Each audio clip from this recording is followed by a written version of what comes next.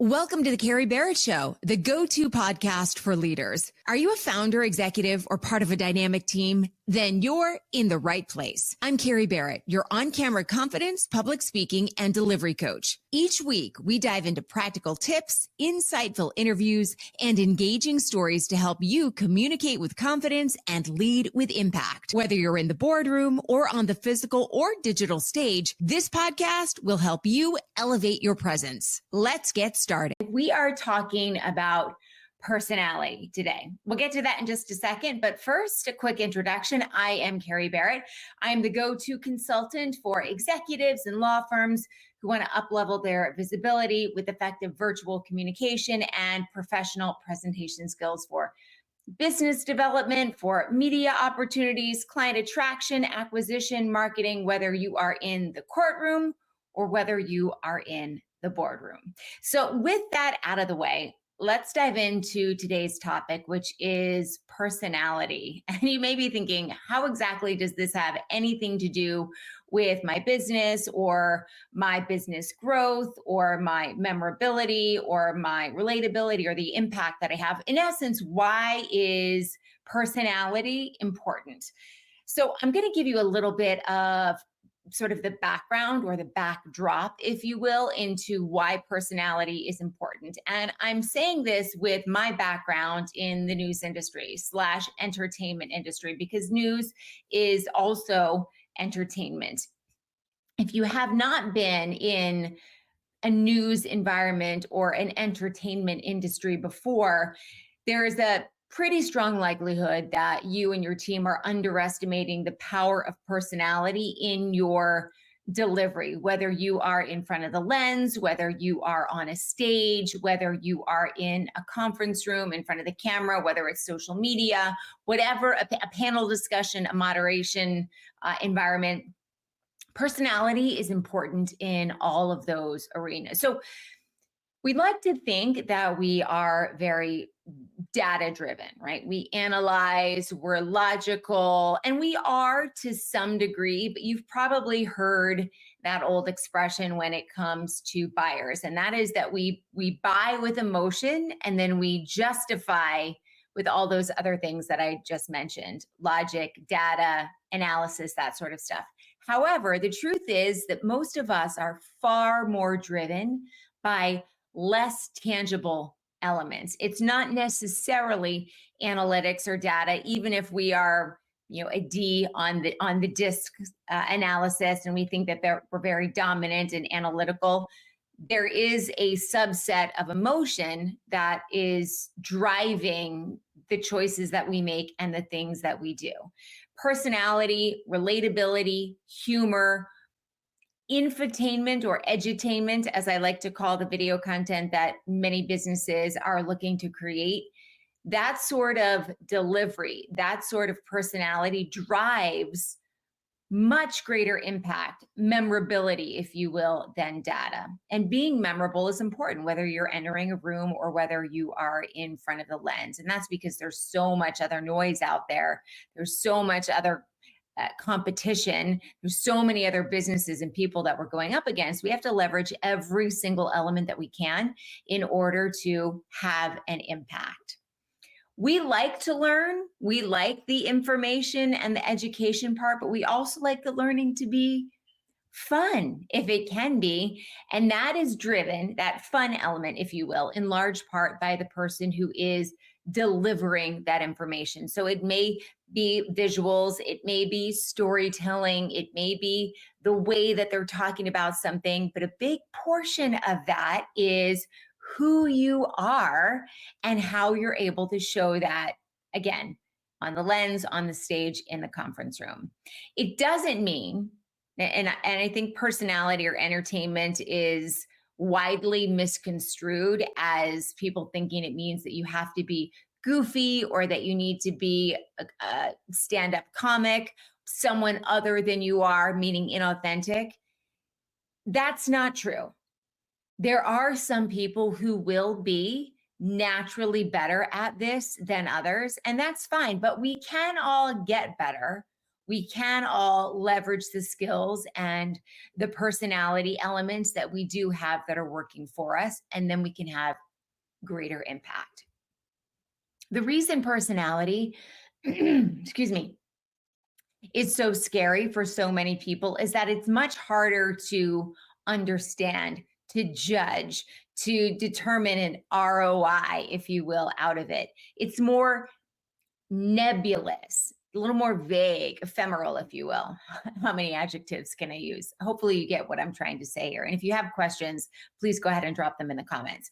But if somebody doesn't like our delivery style, not the words that we're saying necessarily, but perhaps the way that we're saying them, or our personality, our presentation, it feels a lot like they don't like us.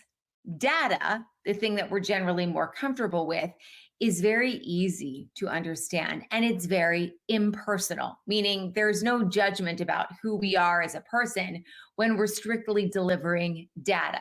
But that is not as memorable.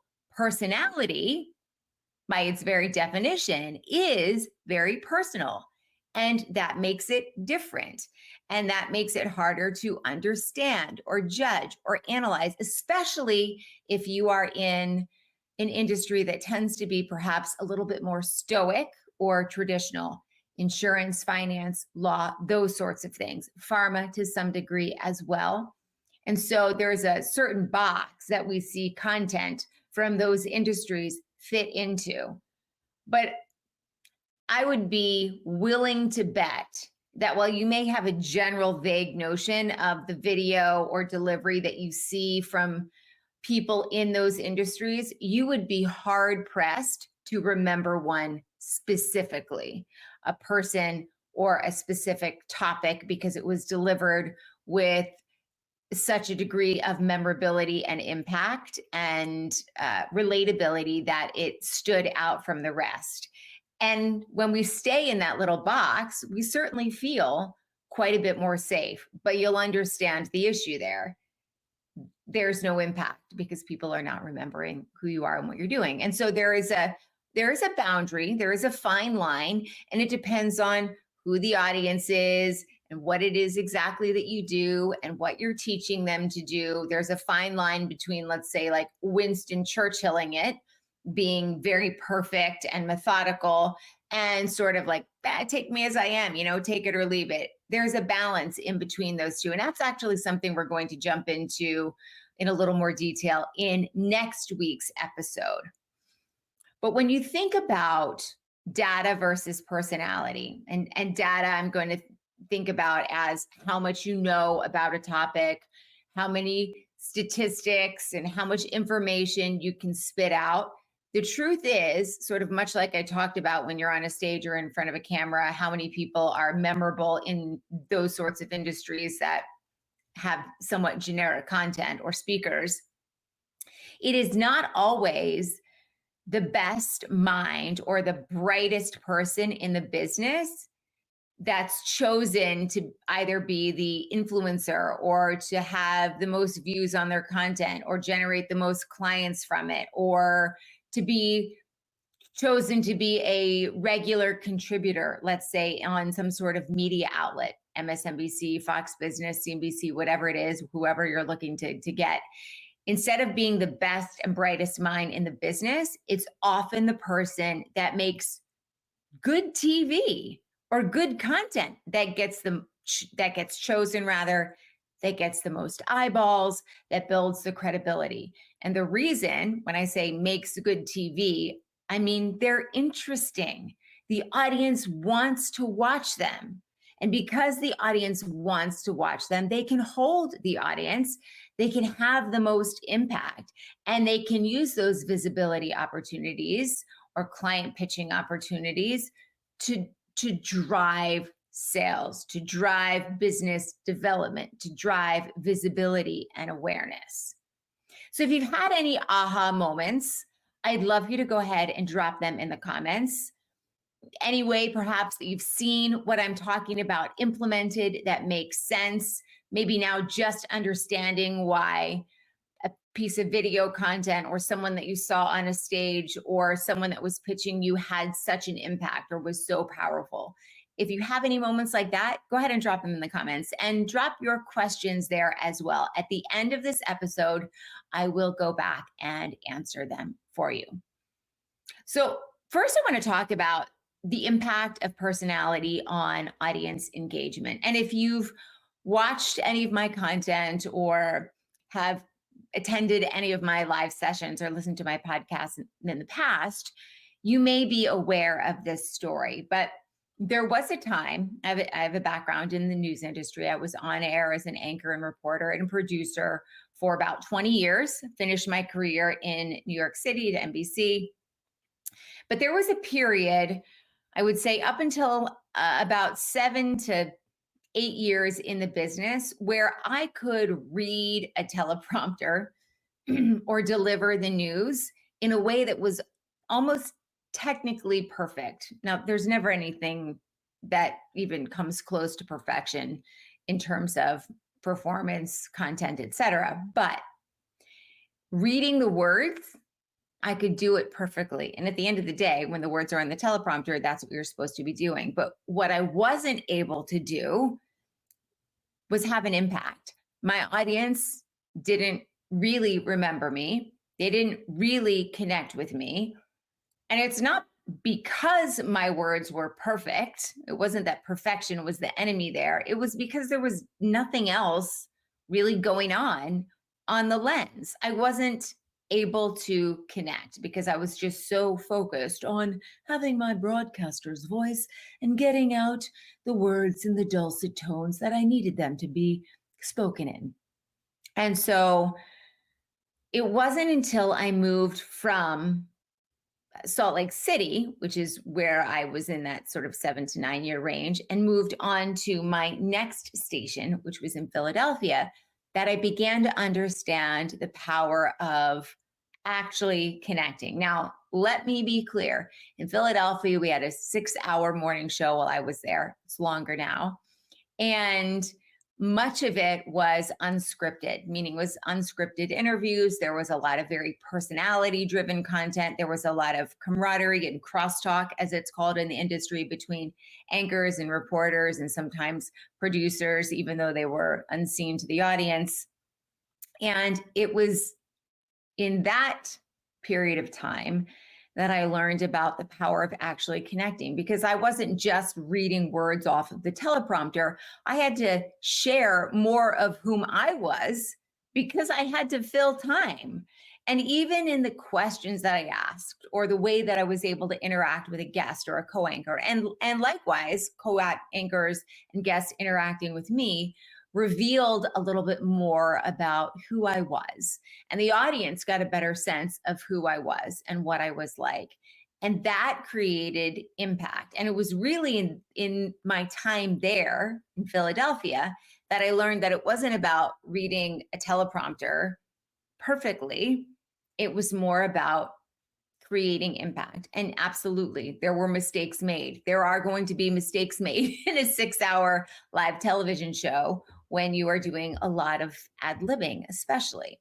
And so it was understanding that it was the personality that was upping the audience engagement. And it was scary, right? This was not a traditional news program. I was used to traditional news, much like people who are used to creating traditional client pitches or traditional video content for the website or for LinkedIn. It's not that that's bad.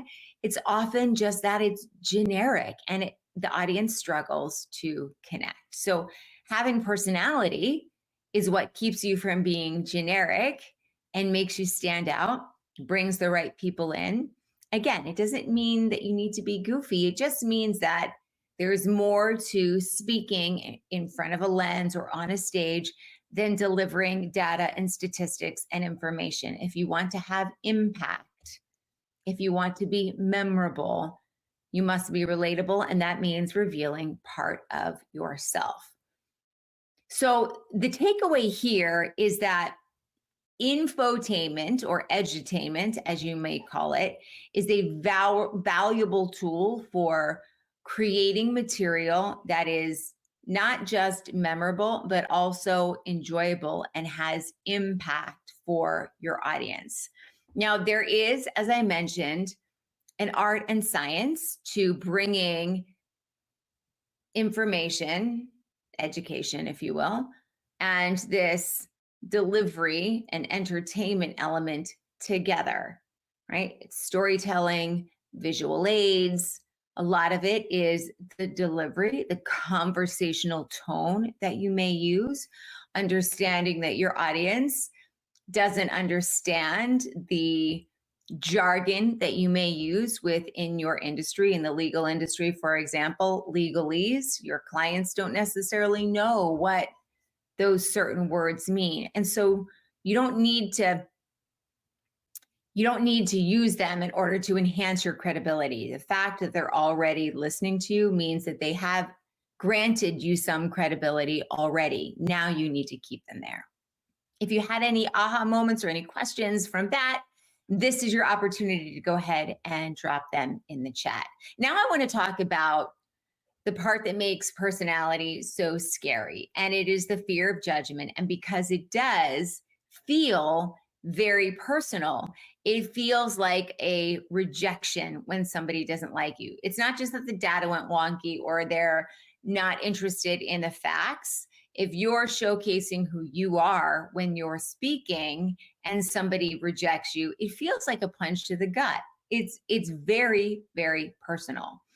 And to go back to the example that I used, when I moved from just trying to be a perfect news anchor to actually having an impact and a measure of engagement from the audience, it was very scary because of exactly what I described. If they reject this, now that I'm talking about this, or they reject me, now that I'm talking about this thing, it means that they don't like me, that they're rejecting me as a person, not just that they don't like the way I read the news, or they didn't like the news that day, or it made them angry, but they actually don't like me. And that's the part that gets scary. Now, it was a process for me to get from point A to point B. And when I work with my clients, it's a process to get to that point as well. And part of that process is understanding where their strengths and weaknesses are, where there's room within their industry to step outside of that box that people tend to put themselves into, understanding what it is they're talking about, what their audience expects for them, and what would delightfully surprise their audience in seeing something new or different, and therefore having a greater impact, greater memorability, more relatability, more visibility, a more powerful connection with whomever it is. And listen, I talk a lot about being on camera, but everything that I'm speaking about here also dovetails with the way that you need to communicate when you're in person as well. Some of the skills for delivering are different, especially if you're delivering, say, a client pitch with a group. That could be in person or it could be virtually. And so the skills that you're deploying and the way that you're deploying them are different. But conceptually, what I'm talking about overlaps no matter where you are, whether you're in front of the lens, whether, again, you are on a stage, or whether you are in a conference room or on a virtual call with your team or internal or external stakeholders within your industry or business. And so the process is pretty simple to get from point A to point B. It's just scary to take the steps. And what it means is when you're planning what it is that you're going to say, and you should always be doing that until you get to a point where you have it down pat, but it means intentionally doing something that sort of makes you dip a big toe, again, outside of that box that we tend to put ourselves in when it comes to creating content, delivering, et cetera, et cetera. I mean, how many times have you gone to an industry conference and you've seen speaker after speaker after speaker get up and drone on about statistics and analysis, and one blends right into the other. And then you have one that comes up and they're talking about the same thing, but they're not afraid to smile and laugh and make a self-deprecating joke or use a story or an analogy that makes sense. And that one difference makes that person stand out. Again, as I referenced prior, it depends a little bit on your industry, to whom you're talking, what the expectations are.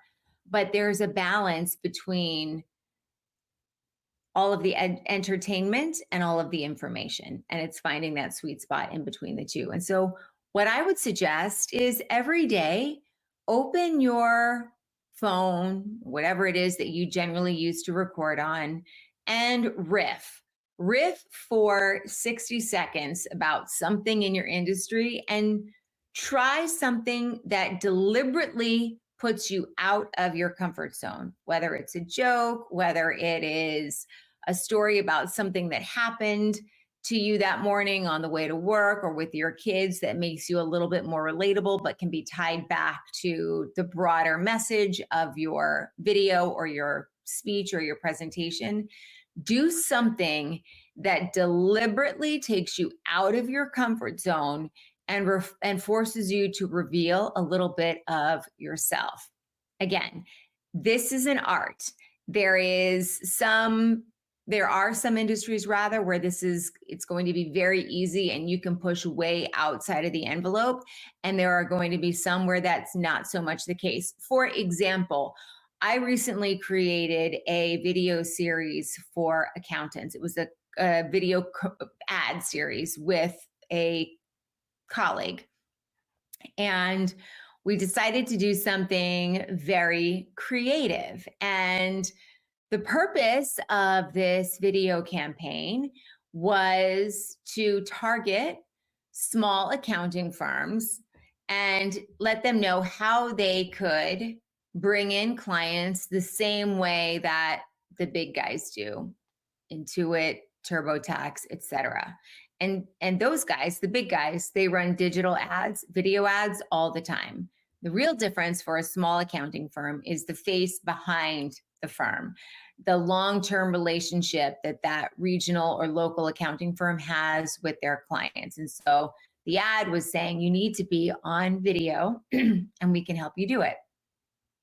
Well, I started the ad by waking up out of bed, right? I was laying down and I sat up and I said, you ever wonder how Intuit and TurboTax, generate hundreds of thousands of clients each day and every day? They don't wake up like that. They blah, blah, blah, blah, blah, blah. That image of me being in bed, dressed and clothed in the whole 9 yards, but then sitting up and throwing the sheets back, that was just a little bit too much for a very stoic industry, accounting. And so we had to recalibrate where we went. What we found was, though, that it did have impact. People watched, but it wasn't the right kind of impact. And it felt, for me in that moment, like they were rejecting me. Oh, I revealed a little bit too much of myself. No, it was just that we hadn't found the right balance for that particular audience. So my point in relaying that story is to let you know that there's no equation. You do this, and you're going to nail the outcome. It's discovering where your audience's capacity is for difference. It's discovering where their hard boundary is, and then walking right up to that line and revealing a little bit of yourself. I hope that made sense. So really, it's about building confidence, and it is about desensitization when you overcome that fear of judgment and you're bringing in your unique personality to the content and the video that you're putting together. And so outside of knowing what your strengths and weaknesses are, what you feel comfortable doing and what you don't feel comfortable doing, write down a list of pros and cons. I'm good at this. I'm not good at this. I feel perfectly comfortable doing this.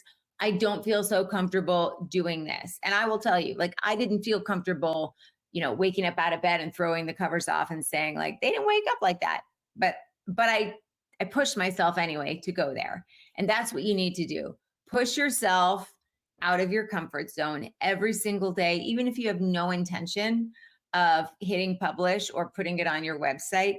And then you find where that sweet spot is over time.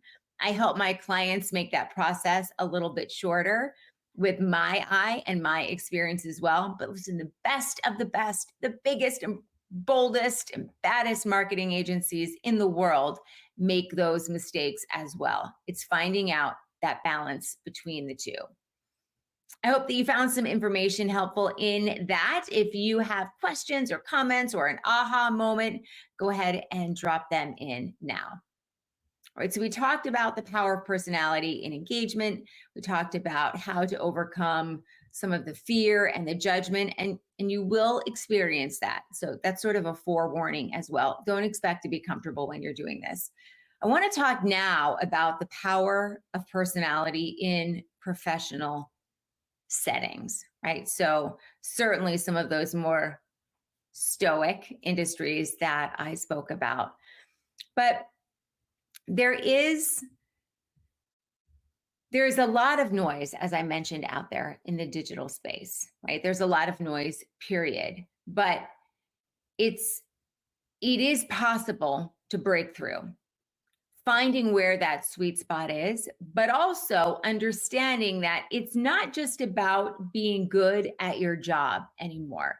It's not about having a team that's good at their jobs anymore. It's about having an impact. It's about using every opportunity that you have to create awareness content, top of mind content, interest content, desire content, action content. And when I say content, and I'm putting that in air quotes now, it's because I mean that can be a recorded video, it can be live video, it can be a media opportunity, it can be an elevator speech, it can be a client pitch.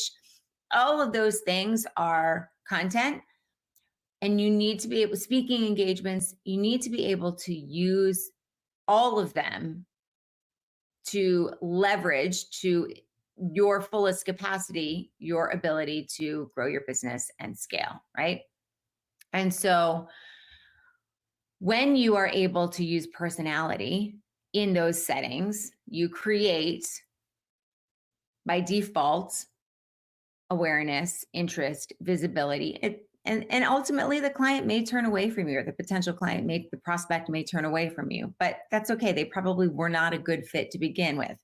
You using your personality has the dual effect of drawing in the right people and pushing away the wrong ones. So the people who are reaching out to you or the people who are responding to you, they've already been qualified in terms of prospects or leads.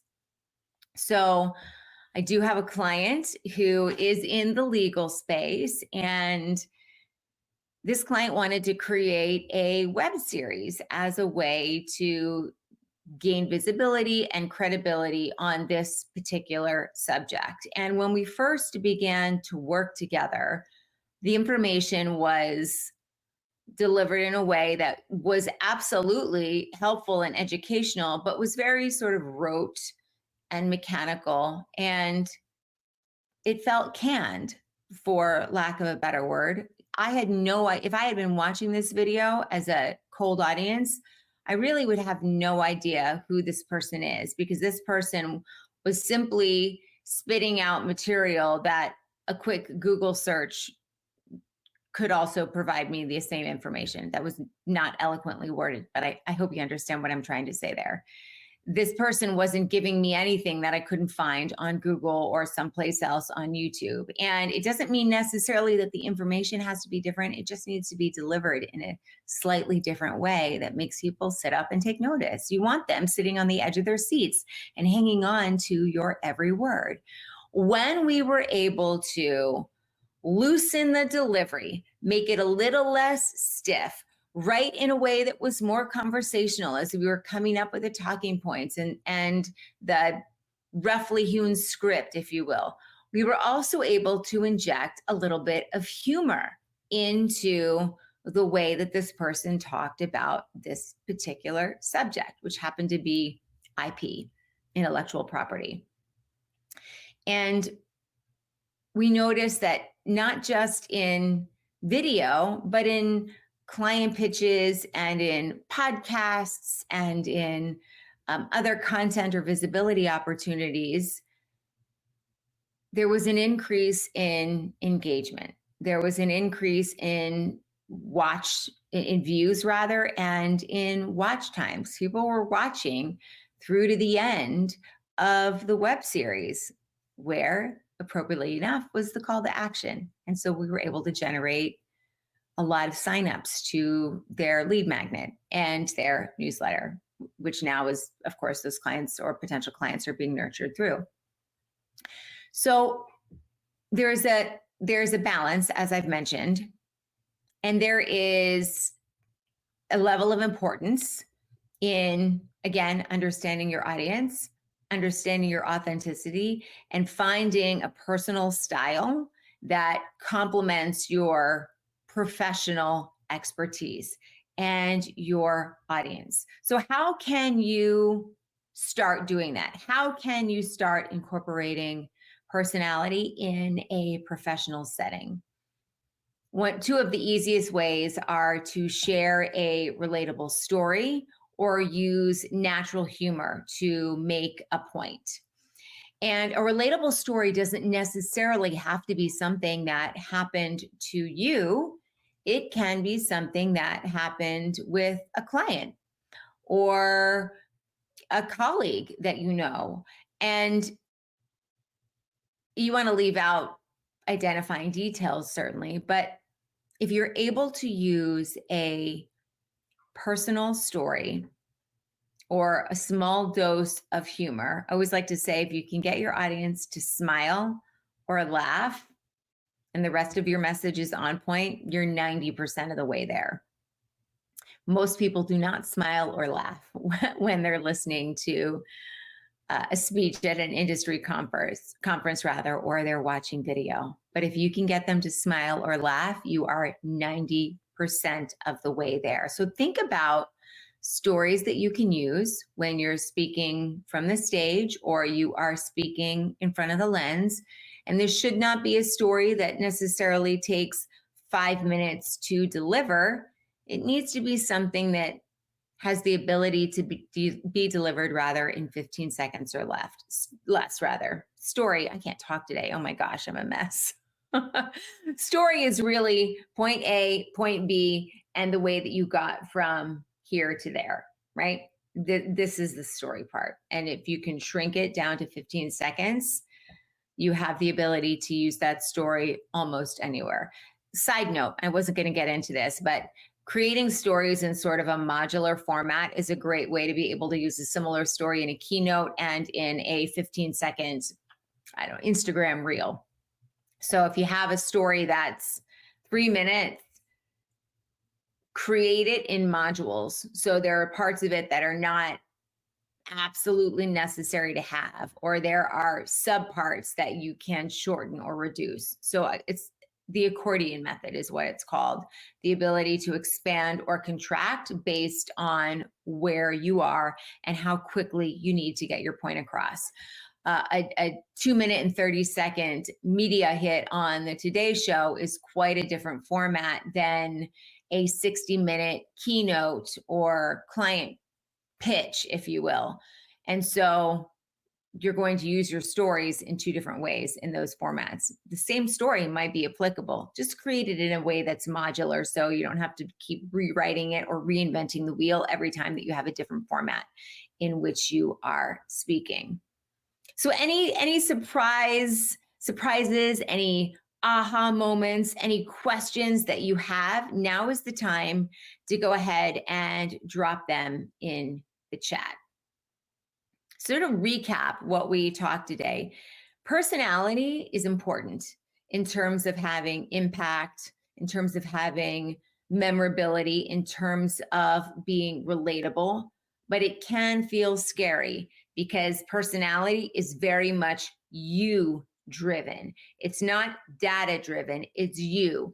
And it feels a little bit vague and it feels a little bit nebulous and it's much more slippery than data is. And it feels personal. If somebody rejects us when we're showing ourselves, it feels like a punch to the gut. It feels like they are rejecting who we are, that we are inherently not good enough or that we are not capable. It's going to feel like that. It will always feel like that. That's just part and parcel of putting yourself out there. And I know that is a tired and overused phrase, but it really is sort of the seminal moment in creating all of this other opportunity for yourself and for your team. It's finding the right balance between what is natural and authentic to you, what your audience expects, and what it is that you are talking about. It is important when you are creating, when you are speaking, and you have to take deliberate and intentional steps in order to move from fear to fearless is not a real thing. There's always fear there, but being able to deliver even when you are feeling the fear. Coming up next week, I mentioned a little bit earlier in this show, there's a difference between sort of what I like to call the Winston Churchill standard and the, take me as I am standard, flaws and all. And neither one is right or wrong, but it's understanding where the sweet spot is for you, right? This one tends to be personality heavy. This one is memorable, but more stoic. It's more of an orator, if you will, style than a speaking style and an engagement style. Most people in more, again, stoic or traditional industries find that they default to that Winston Churchill standard, even if it's very data and statistical heavy information. Let's find the right spot for you versus, Winston Churchill versus all of your flaws and all of your silliness put out there for everybody to see. I know we talk about the power of imperfection and authenticity. There is a sweet spot. We don't need to hear, see, or know everything. Thank you for joining me. Have a wonderful day, and I will see you back here, same time, same place next week.